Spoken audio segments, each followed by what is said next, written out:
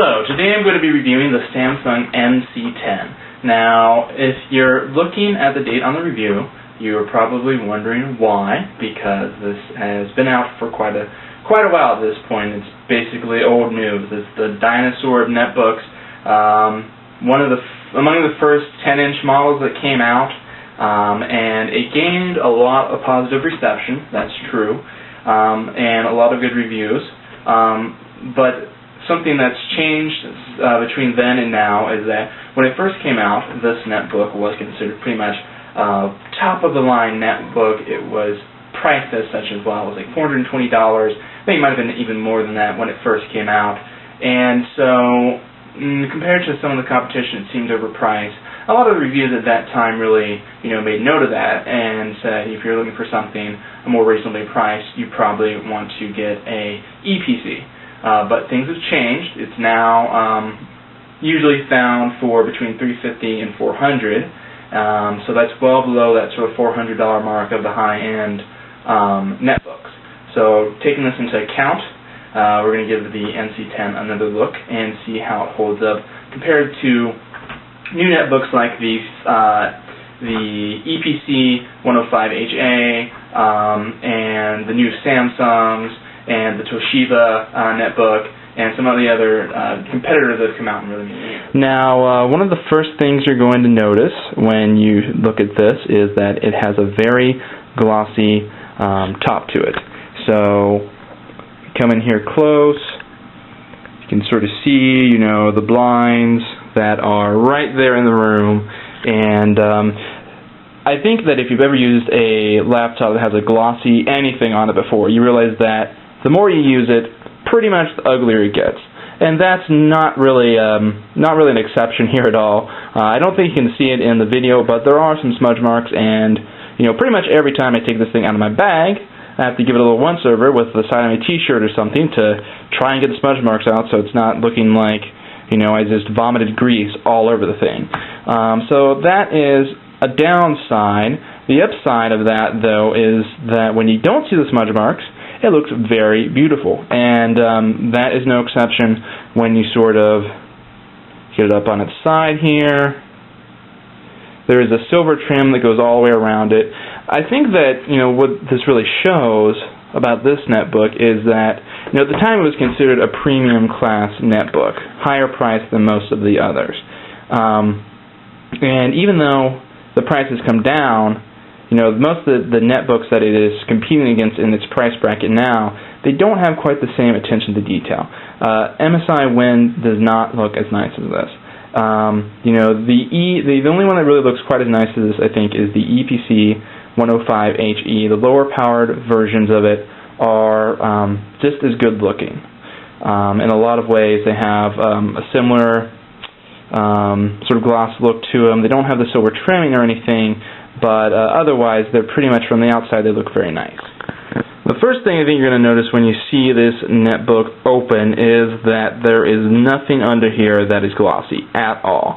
It is a non-gloss finish from the screen to the keyboard to the trackpad. So while you're going to get fingerprints all over the outside of this thing, inside of it, you're just not. And that's a very good thing. You're not going to be looking at your smudges as you work all the time. And that's something that a lot of netbooks do pretty well, actually, these days. But the screen being non-gloss is a really big selling point if you find yourself working in areas that are brightly lit a lot. This thing does not show hardly any reflection at all. As you can see, I'm sitting here right in front of it. I'm pointing the camera right at it, and I think all you can really make out is sort of a reddish tint of my shirt, and that's pretty much it. Now, the keyboard, very important in any netbook, and it's fabulous. It's amazing. It's the best keyboard ever on a netbook. There's some that come close. The Toshiba, I think, does a very good job. But what's nice about this keyboard is it just is a regular keyboard. It's got beveled keys. Everything is pretty much where you expect it to be. Big shift key, pretty good size, Control-Alt, Windows, spacebar, etc. The only little buttons really are the function keys, and it's not really that big of a deal. You don't use them that much.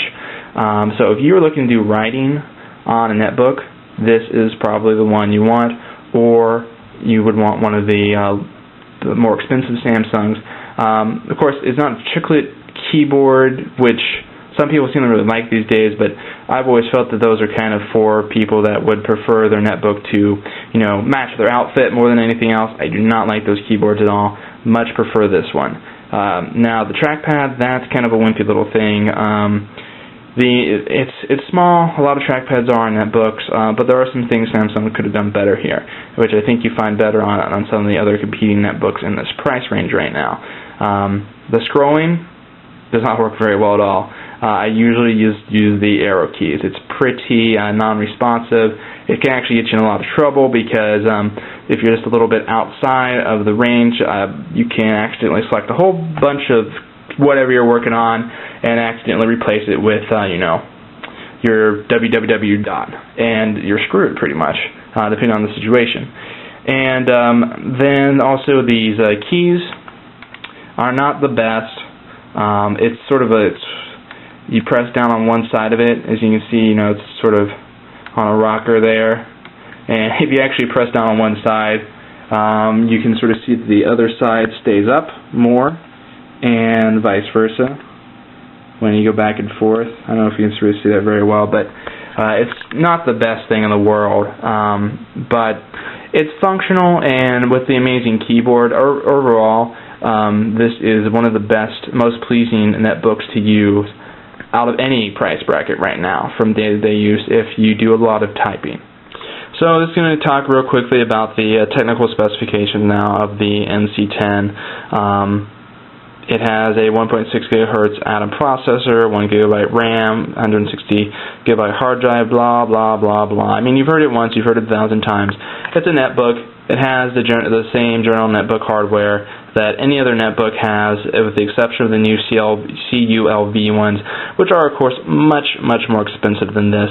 And so you pretty much, if you've ever used a netbook, you expect the same level of performance from this as you would from any other. If you haven't used a netbook before, what this really means is that if you stick to basic stuff like word processing, browsing basic websites, doing video chat, some basic games, things of that nature, you are pretty much covered. It'll do that just fine. So when you start getting the high-resolution videos and the 3D graphics and flash-heavy web pages, that you start to run into problems. Still, for day-to-day use, it's quite sufficient. The more interesting features of it, as far as its technical specs are, it's got quite a nice camera here. Now, I was quite surprised about the quality of that camera.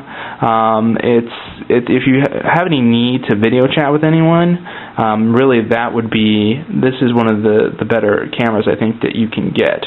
I'm going to actually boot it up here real quickly. Yeah, you can see me there. And it's actually a pretty good size screen. It doesn't track motion very well, but the image quality is actually pretty good. It's got Bluetooth. It's got the general proprietary, power management features, recovery features, all which work quite well. So generally speaking, the performance and features isn't going to be necessarily what puts it over the top, but it is extremely competitive with anything else in this price. Some things up here. The NC10 is, I think, the best netbook that you can buy today, with the exception of the EPC 105HA for this price range of around $350. The EPC 105HA has a better battery life by not an insubstantial amount, probably about an hour in general use. It has a somewhat cooler look, I guess, overall. Well, this is more of a professional look. I mean, one big difference is the keyboard. I think keyboard is one of the most important things in any netbook, and here, the NC10, you have again, the beveled keyboard. And on the EPC, you have a chiclet keyboard. So which one do you prefer is a big question. But if you're looking at the $350 price range and you're not looking at the NC10, there's something wrong with you. Seriously, you need to look at this netbook. You need to also probably look at, like I said, the 105 HA. You probably want to consider the basic model Toshiba NB205. Those are some of the biggest players right now in this price range. That's all, folks. Thank you for tuning in for my review of the Samsung NC10.